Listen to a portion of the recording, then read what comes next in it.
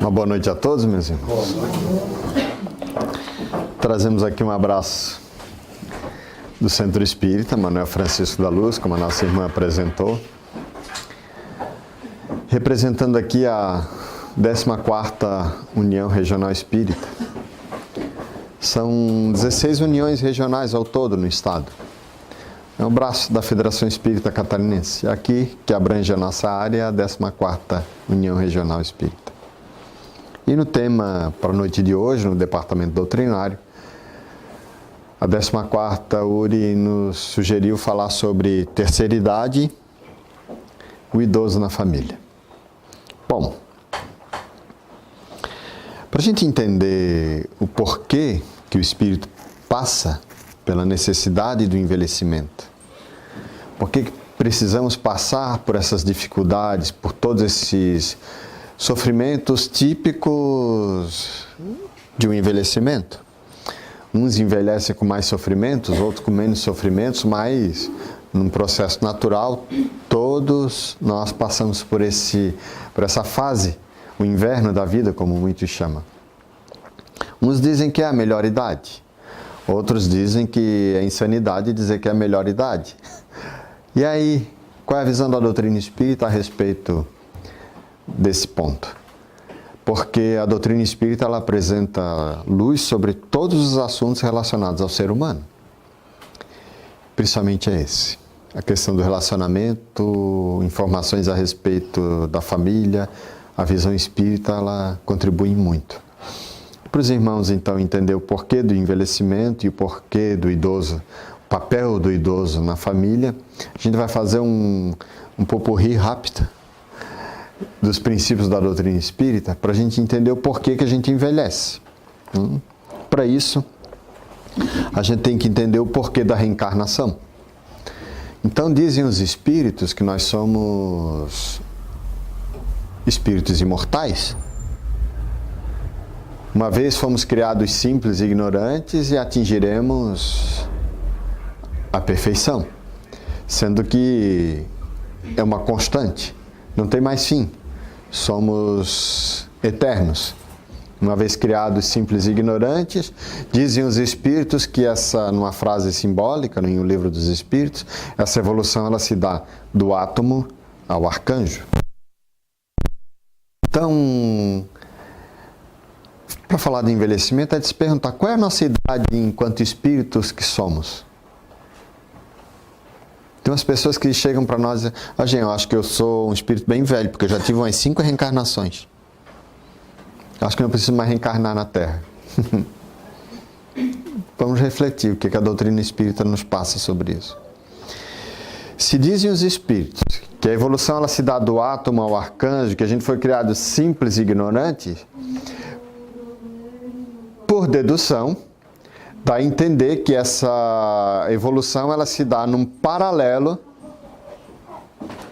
à evolução biológica.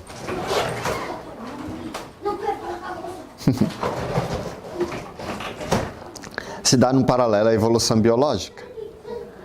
Como assim? Nós somos criados simples e ignorantes, então diz eles que nós somos desde bactérias. As primeiras manifestações de vida que houve na Terra. Diz a biologia que a vida na Terra faz cerca de 3 bilhões de anos, quando a Terra começou a oferecer as condições de, nos oceanos, apresentar a primeira manifestação de vida. Aí, meus irmãos, esse processo contínuo, o espírito em que cada reencarnação, cada momento em que ele entra na matéria, desde essa fase passando por todos os reinos, reino mineral, reino vegetal, reino animal, a gente vai adquirindo propriedades que com o tempo se tornam inalienáveis. Por exemplo, quando a criança entra na escola, ela aprende o que é 2 mais 2, depois ela nunca mais esquece. Quando ela entende aquela lição. E assim nós fomos desenvolvendo os nossos instintos, as nossas sensações. E desde essa fase de bactéria, que deu a primeira forma de manifestação de vida na Terra, até hoje, essa corrida evolucionista, fez com que na Terra, hoje, segundo os biólogos, exista cerca de 30 milhões de tipos de vidas catalogadas diferentes. E nós somos os campeões da inteligência. Interessante isso. Se a gente vê então que nós passamos por todos esses reinos e que a biologia nos diz que a vida na Terra tem 3 bilhões de anos, essa é a nossa idade. Já pensou como nós somos velhos? Quanto tempo a gente seguiu na Terra para poder chegarmos onde estamos hoje? Então, de uma forma geral, a população da Terra hoje tem essa idade. Eu estou falando dos espíritos que nela habitam. Uns mais velhos, outros mais novos, mas em princípio essa é a nossa idade. Cerca de 3 bilhões de anos. É tempo? É tempo. Nós somos velhos. Aí é de se perguntar, né? É interessante, por isso que a gente traz alguns instintos ainda. Claro, nós somos animais. Mesmo que a gente seja o campeão da evolução, nós somos animais ainda dotados de instintos, sensações, emoções diversas. Graças a Deus, nós temos essas características animais ainda para se manter vivos na Terra. Aí eu faço a reflexão. Já pensou se nós não recebêssemos a influência da matéria sobre o espírito em relação ao reflexo da fome? Se não sentíssemos fome, como é que a gente ia aprender a lidar com a natureza em relação ao plantio e a colheita? Como é que iríamos desenvolver a inteligência nas relações de caça e caçador? Ora correr atrás do bicho, ora correr de bicho. Chegamos onde chegamos hoje, graças a essas idas e vindas, por milhares e milhares de reencarnações, chegando onde estamos hoje. Se nós sentíssemos frio, calor, essa influência que a matéria exerce sobre o espírito, como é que seriam as nossas relações se não sentíssemos atração sexual um pelo outro? Como é que seria a nossa vida na Terra, na humanidade? Não sei, mas não seria do jeito que é. Tudo na vida tem um fim útil. Tudo. Então chegamos onde chegamos hoje, graças à influência que a matéria exerce sobre o espírito. E quando que começa a reencarnação? Dizem os espíritos que se dá no momento da concepção, em que o óvulo é fecundado pelo espermatozoide. E abrindo um parênteses aqui, nós não somos, naquela visão machista, os vitoriosos de uma corrida maluca. Quando o espírito ele se aproxima, e a reencarnação ela se dá dentro do ventre feminino, isso explica um pouco as fertilizações in vitro, a união do espírito ela vai se dar dentro do ventre feminino, porque é a mãe, a fonte de vida, que é o portal entre o mundo espiritual e o mundo físico. Porque é com a vida que a mãe oferece ao espírito que vai reencarnar, que a natureza dá ao espírito que está reencarnando um elemento chamado fluido vital. O que é esse fluido vital? Os espíritos não têm como mexer na natureza, na matéria propriamente dita, graças a Deus. Senão a gente estaria andando, eles estariam mexendo aqui nas coisas, no nosso dia a dia. Para que isso ocorra, tem que ter um outro elemento chamado ectoplasma. Mas para dar vida à matéria, tem esse chamado fluido vital, que cada planeta oferece conforme a sua característica. Então, no momento em que há a fecundação, o espírito se acopla átomo a átomo, molécula a molécula, célula a célula, ao novo corpo. E então vai se formando um corpo após aquela fecundação. E o espermatozoide que fecundou aquele óvulo foi o espermatozoide que ofereceu as condições genéticas específicas à necessidade do espírito. Quando o espírito não se sente merecedor, quando ele está de certa forma em desequilíbrio, o corpo que vai se formar é específico às características perispirituais desse espírito que está a reencarnar.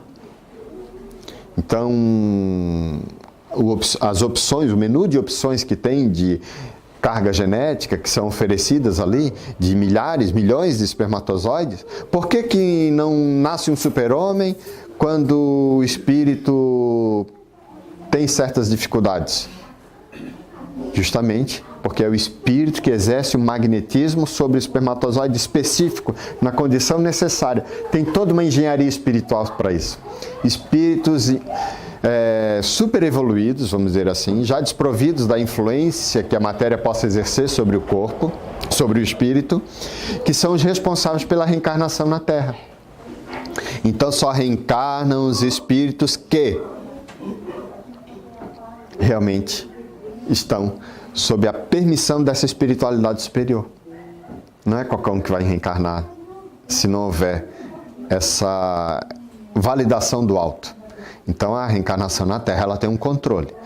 Aí o corpo vai se formando. Conforme o fluido vital vai impregnando a matéria de vida, vai se formando esse corpo que dizem alguns entendidos do assunto que essa ligação completa se dá aos 7 anos de idade. Quando todos os órgãos vão se formando ao ponto de, a partir dos 7 anos, eles apenas amadurecer. Então a formação completa se dá até os 7 anos. Questão fisiológica. Até então o espírito ele está num processo com um olho no mundo espiritual, outro olho na Terra, onde ele tem muita facilidade de interagir com as crianças com o mundo espiritual. Por quê? Elas têm uma sensibilidade muito grande, porque as suas dimensões, suas captações perispirituais estão muito mais conectadas ainda com o mundo espiritual do que nós já adultos, com exceção dos médiuns. Bom, o fato é que no envelhecimento o processo se dá ao contrário. Quando vamos envelhecendo, e quando que começa isso fisiologicamente falando? Uns dizem que quando a gente já nasce, já começa o envelhecimento. Outros dizem que tem um processo da juventude e atinge a maturação da fase adulta e depois começa o envelhecimento. Então há várias interpretações sobre o que é envelhecer fisiologicamente. Mas o fato é que quando então uma célula morre, é porque o espírito... Quando há um processo de degeneração, uma artrite, uma artrose, enfim, é um processo de envelhecimento onde o espírito vai se desconectando célula a célula até chegar à fase do ciclo fisiológico final da manutenção da vida. Isso quando é um processo natural da vida até o seu ciclo completo. Então, ao reencarnar, a gente se imanta na matéria, ao envelhecer, a gente se desprende aos poucos, onde os espíritos também, os idosos também têm a capacidade de perceber coisas com mais facilidade do que os jovens. E tudo tem um porquê. Os jovens, quando nessa fase de completa conexão com a matéria, eles focam a sua vida voltado para as necessidades do mundo. Há uma espécie de verniz, porque o jovem não pensa na morte como o idoso pensa. Quando ele já começa a enxergar a curva, depois da curva o que vai acontecer, a gente já começa a rever os nossos valores. Já começa a pensar no significado da vida. O que eu fiz? O que eu ainda posso fazer? Com os jovens não pensa. Querem aproveitar o dia o máximo que pode, porque a juventude dá essa possibilidade para o espírito, então, encarnado, focar todas as suas energias para a conquista, para a multiplicação da espécie. É uma série de fatores que entram aí, fatores biológicos, psicossociais, que nessa fase tem a sua razão de ser, a juventude. Quando vai, então, envelhecendo, há uma espécie de liberdade de expansão da inteligência do espírito, então, que habita este corpo que está a envelhecer. Interessante isso. Se a gente for ver os cargos de maior responsabilidade no mundo inteiro, são dados geralmente às pessoas com mais maturidade física. Então, o espírito recebe a responsabilidade. Vejamos os presidentes da maioria dos países, são de meia idade para cima. Maioria. Por quê? A capacidade de inteligência, a liberdade dele já administrar de visualizar o mundo com valores muito diferentes do que os jovens têm. Aí a gente fala, se eu pudesse voltar aos meus 20 sabendo o que eu sei hoje. Tem grandes empresários aí que dariam toda a sua riqueza para aquela pessoa que pudesse fazer com que ele voltasse a ter 20 anos de novo, sabendo o que ele sabe hoje. Porque ele saberia como fazer dobrar 3, 4, 5 vezes o que ele conquistou. Então, tem vários tipos de interpretações que se dá a essa fase natural da vida. O interessante é o idoso na família. O tema que a segunda parte do tema que foi nos proposto hoje. Qual a importância do idoso na nossa vida? Allan Kardec, ele faz uma pergunta aos espíritos, que eu deixo aqui a recomendação para os irmãos, questão 685. Tem o homem o direito de repousar na velhice?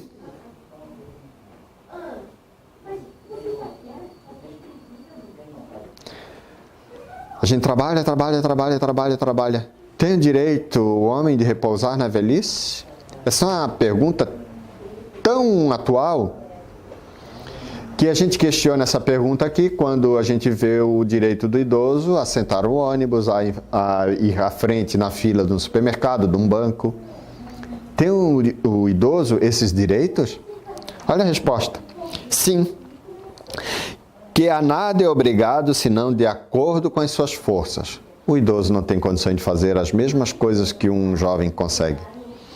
Aí ele faz uma pergunta seguinte, mas que há de fazer o velho que precisa trabalhar para viver e não o pode? Olha a resposta dos espíritos. O forte deve trabalhar para o fraco. Não tendo este família, a sociedade deve fazer às vezes desta. É a lei da caridade. Olhem só. Se a pessoa, todos têm a obrigação de prover os recursos para a manutenção da sua vida.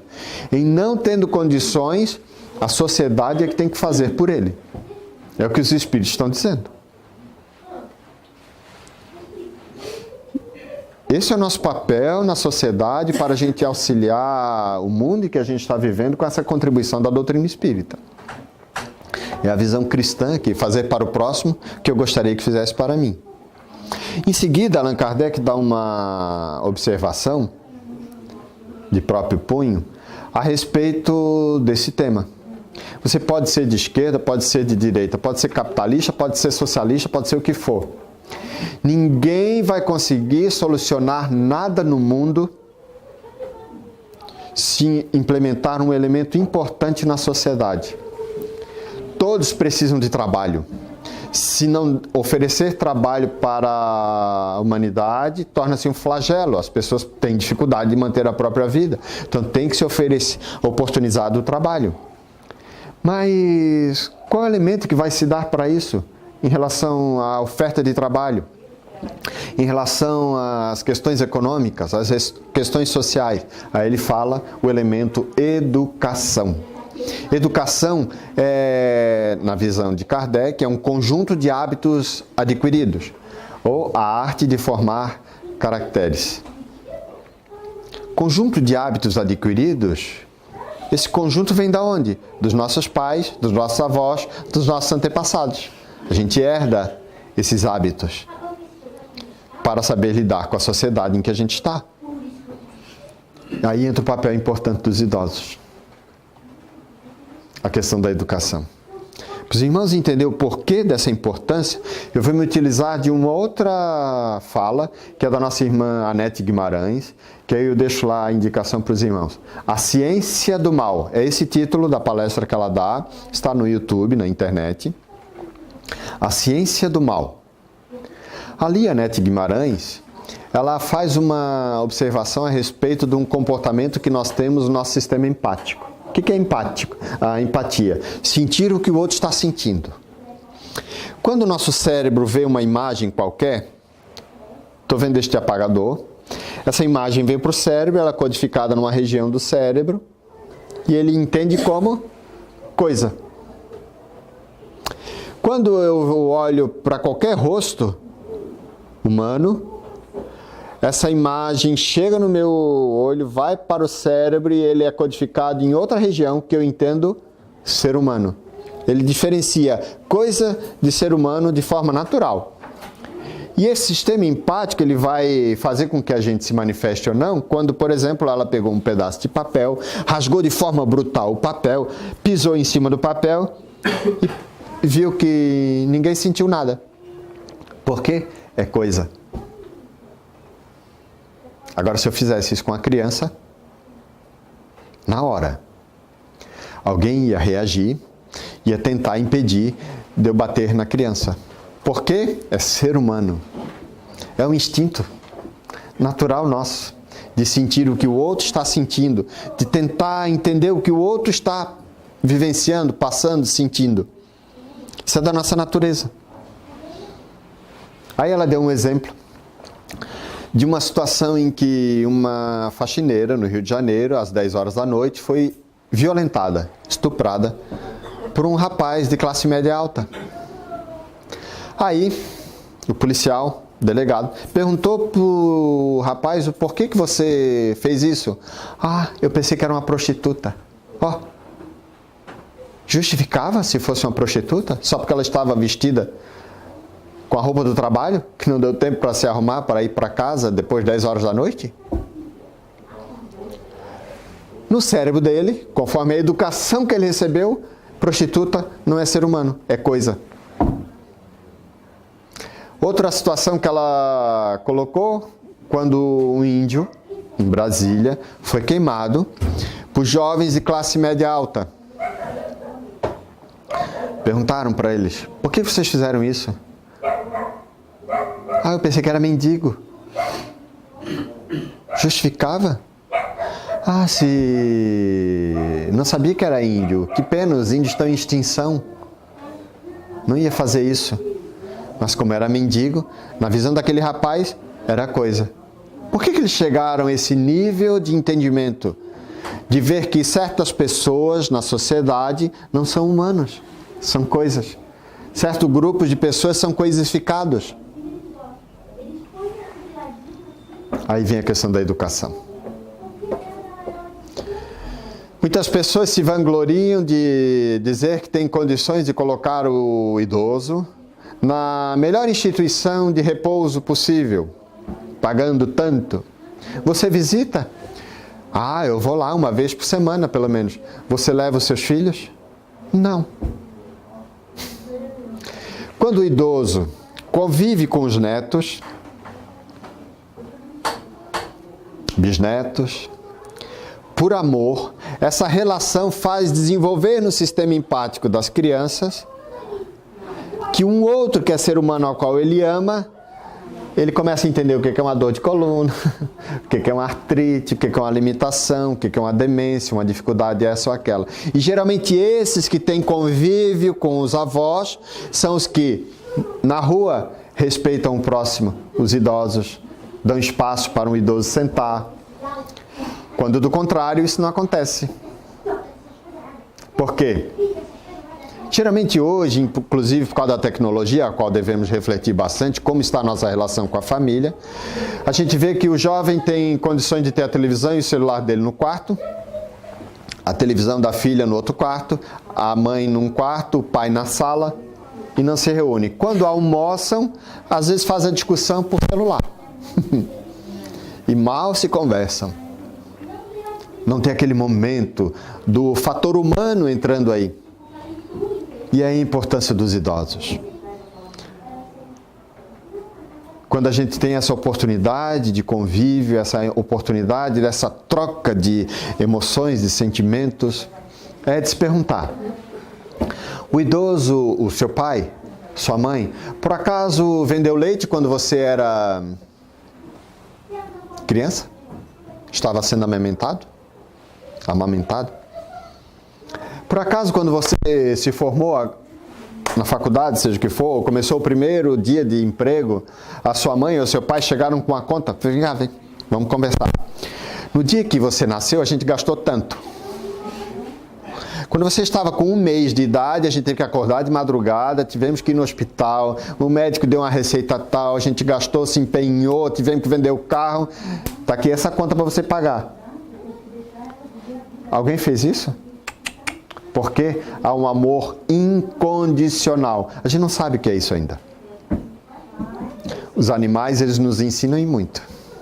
O que é amor incondicional? Amar pelo simples fato de amar sem esperar algo em troca. Os animais, eles estão numa condição inferior na evolução, mas eles nos contribuem nesse processo, nesse convívio, no amar o próximo sem esperar algo em troca. Por exemplo, imagina se a pessoa que você ama te colocasse dentro de um porta-mala de um carro e colocasse o teu cachorro num outro porta-mala de um outro carro. Daqui 1 hora, a pessoa que te ama vai abrir o carro. Como é que você vai receber a pessoa que abriu o porta-mala? Como é que o cachorro vai te receber? É amor incondicional. Quando um pai e uma mãe está ali vendo o filho, por exemplo, numa formatura, levantando o diploma, os pais muitas vezes sentem uma felicidade muito maior do que a dos filhos que estão ali se formando, que às vezes nem valorizam a formatura. Mas quem se empenhou, abriu mão, devotamento, dedicação, renúncia, de uma série de coisas para ver o filho, isso é instintivo, é amor incondicional. Mas por que chega na fase do envelhecimento, as coisas se invertem e os idosos são abandonados? Por causa da educação não espiritualizada que nós temos. Porque a gente vive com a falsa sensação de que fisicamente nós somos imortais. E não somos. Mas a gente age como se nunca fosse sair desta terra e queremos ter, e possuir. Grande engano. E tudo, cedo ou tarde, se vai. Nenhum corpo a gente leva. Nada da vida física é levada para o mundo espiritual. Esse é um ponto. Outra, que uma criança, por mais abandonada que fique no mundo, o mundo dá esperança para ela. O idoso não. Espera morrer de uma vez porque está incomodando. É um peso. Não vai demorar muito. Para que investir? Quando a gente tem uma visão espírita da vida, aquele ser que está ali mesmo com a demência é um espírito que está a receber uma contribuição que cedo ou tarde vai germinar naquele espírito. Quando a gente tem uma visão espírita da vida, a gente dá vida para a nossa vida em tempo real, independente da idade. O médico disse que eu tenho 6 meses de vida. Se você é espírita, dá para se perguntar, o que você acha dessas crianças que nascem com um dom da música, um dom das línguas, o dom... eu gostaria de ser uma dessas crianças que tem o dom do violão. Queria aprender. E nunca tocasse violão na vida? Pode ter certeza que na próxima reencarnação tu não vai nascer com esse dom. Aprende, mesmo como idoso, com os dedinhos enferrujados. Tenta ali aprender alguma coisa. Vai estudar inglês, tu quer aprender já na próxima reencarnação, nascer com essa predisposição. Por exemplo, são potencialidades que a gente pode desenvolver independente da idade que a gente se encontra. Porque daqui a pouco, cedo ou tarde, isso não se perde. São propriedades que você adquire espiritualmente, que você carrega para a sua eternidade. E quando a gente é espírita, a gente dá vida para a vida em tempo real. Como assim? Muitas vezes, e graças a Deus a gente não sabe o dia que vai morrer, senão a gente já morreria na véspera, só por ansiedade. A gente dá vida para coisas que não aconteceram e não vão acontecer e sofre por antecipação. A gente já se mata muitas vezes, esperando a morte. E aí vem aquela lassidão, aquela visão pessimista, que eu vou morrer e tudo vai acabar. Quando a gente é espírita e vivencia isso na prática, você dá vida para a tua vida independente. Aí a gente tem, por exemplo, o Chico Xavier. Lá, com os 92 anos, com dificuldade, ele dizia para o corpo dele, eu estou indo, se quiser vem junto. E olha só o que ele fazia mesmo com os 90, 92 anos. Capacidade daquela criatura que vivenciou a doutrina espírita de ponta a ponta, na essência, com amorosidade. Divaldo Franco, 90 anos, 91, 90, né? Não sei a idade exata dele, mas já passou dos 90. Com dificuldades terríveis na coluna, viaja com um ritmo de palestras no mundo inteiro que muitos jovens não têm capacidade de aguentar a maratona que ele faz. Por que ele faz isso? Por amor. Dando vida para a vida dele. Então, quando você se espiritiza, quando você conhece os ensinamentos da doutrina espírita e passa a agregar isso na tua vida, você aprende a amar os outros, se amar, sentir o que os outros estão sentindo, respeitar quem está convivendo contigo, principalmente os idosos. Esses que graças a eles chegamos onde estamos. Graças aos teus avós. Você precisou de um pai e uma mãe para nascer. 4 avós. 8 bisavós. 16 tataravós. E aí vai. Em 400 anos, essa conta passa de 4.000. Pessoas que precisaram se encontrar, tem um casinho aqui, outro ali, encontro esse ou aquele, para chegar no corpo que temos hoje. E toda a nossa conversa se baseia no entendimento de que Deus é soberanamente justo e bom. Ou seja, se não fosse teu pai e a tua mãe que você recebeu, Deus iria te dar outro pai, outra mãe, exatamente iguais, porque eram estes que você estava precisando. A menos que você entenda que Deus está distraído. Esqueci do fulano. Ou que Deus escolhe uns para a direita, outros para a esquerda. Ou que haja uma força, uma potestade nesse universo que seja capaz de te apartar do amor de Deus. Isso não existe, meus irmãos. Existe Deus, que não falha, não tarda, na hora certa. Ah, mas eu não tive um pai. Antes de você reencarnar, você sabia, entendeu e solicitou as condições para nascer do jeito que você nasceu. As reencarnações. Nas leis de causa e efeito, a gente vai se posicionando, ora numa posição, ora noutra, de forma antagônica, para você entender as consequências das tuas atitudes quando você estava em posição tal. Ora a gente nasce como homem, ora como mulher. Ora a gente é rico, ora a gente é pobre. E eu não vejo na visão de débitos. Eu vejo o entendimento de que nós não aprendemos ainda. Enquanto você não aprende, você reencarna e passa pelas mesmas consequências, tudo de novo, porque em tempo real é aquilo que você está atraindo. Em tempo real, a gente não sofre pelas coisas do passado. O passado já foi. A gente sofre porque ainda, agora, você é espírito que está imantando em torno de ti um universo que corresponde ao teu merecimento. Corresponde à energia que você dá para ele e ele devolve para ti. Se não fosse teu pai, ia ser outro exatamente igual. Se não fosse aquele pai ausente, seria outro pai ausente. Se não fosse aquela mãe ausente, seria outra mãe ausente. Porque eram esses que nós estávamos precisando. Tudo tem um fundamento, meus irmãos. Tudo tem um porquê. E cada situação dessa que eu estou falando dá espaço para a gente ter centenas de conversas e explicar cada caso pontual. E aí a importância da gente adquirir informações. Por que eu digo isso? O maior inimigo de todo e qualquer ser humano se chama falta de conhecimento. Ignorância. A gente faz as coisas e não se dá conta.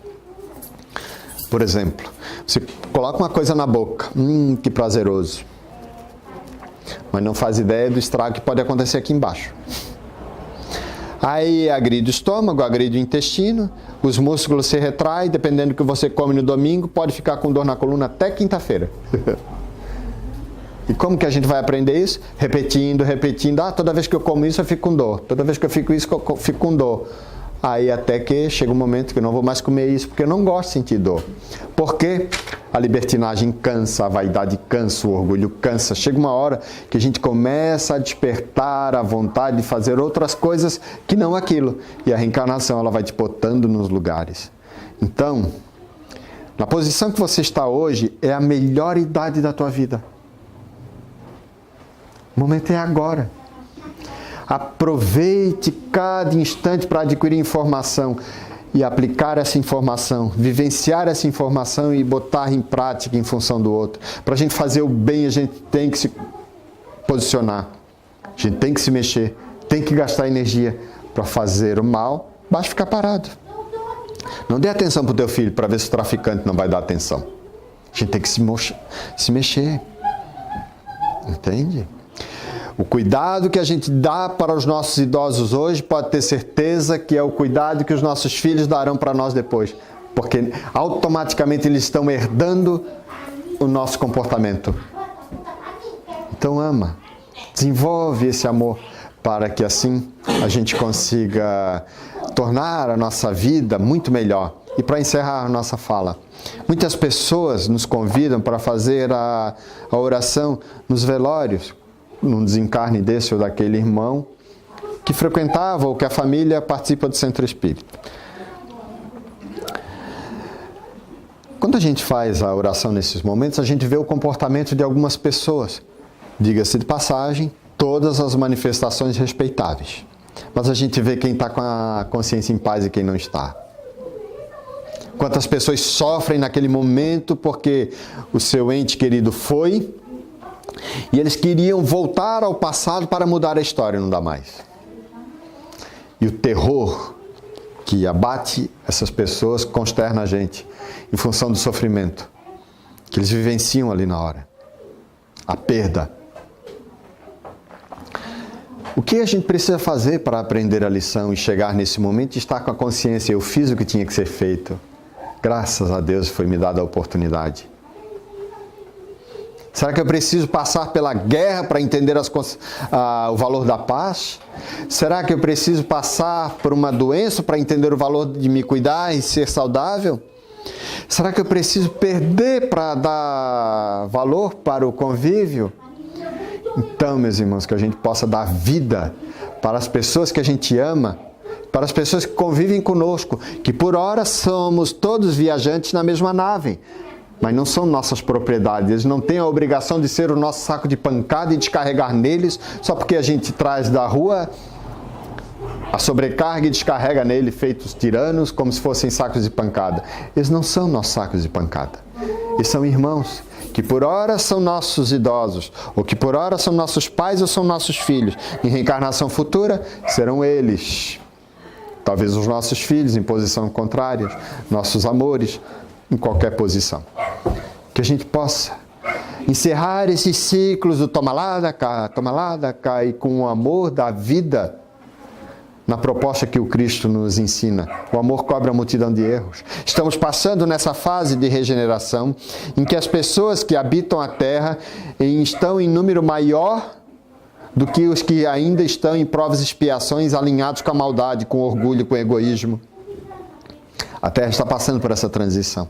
E se a gente quer, então, reencarnar entre os nossos nas próximas, que a gente possa rever os nossos conceitos. Porque quem está em nível ainda de provas e expiações, em comportamentos esses, não alinhados ainda com o desejo realmente de se transformar por bem, Deus nos ama tanto que Ele vai nos dar uma outra oportunidade. Tá bom, meu amigo?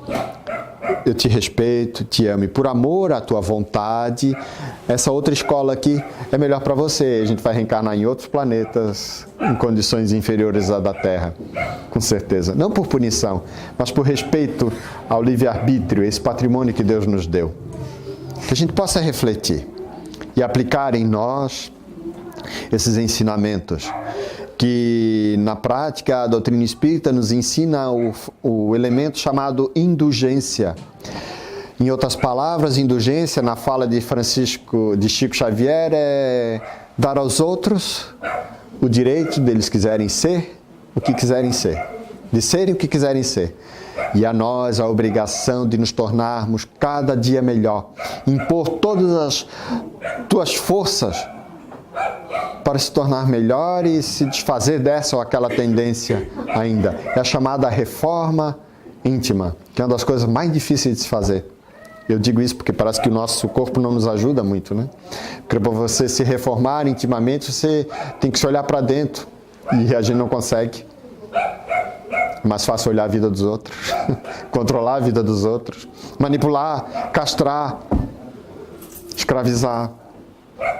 É mais fácil fazer isso. Mas quando Jesus diz, eu vim trazer a espada, a divisão e não a paz, era justamente porque a gente ia ter que se rasgar por dentro, para se mudar por dentro, para fazer com que a paz verdadeira, não aquela paz de ociosidade, ausência de guerra, mas aquela paz comprometida com o bem, verdadeira. E eu ficaria horas e horas aqui, porque a conversa é gostosa, mas a disciplina do horário nos pede para refletirmos. Então, meus irmãos, que a gente possa levar àqueles que convivem conosco, que a gente recebeu aqui, porque é lá que o mundo espera de nós a doutrina espírita vivenciada, principalmente em nossos lares. Que Jesus nos conforte e que as nossas preces possam ser direcionadas aos nossos avós, aos nossos idosos, onde eles estiverem agora, pode ter certeza que eles vão receber esse carinho todo que a gente pode dar para eles agora. Gratidão. Obrigado, meus irmãos. Muita paz a todos. Que Jesus nos conforte.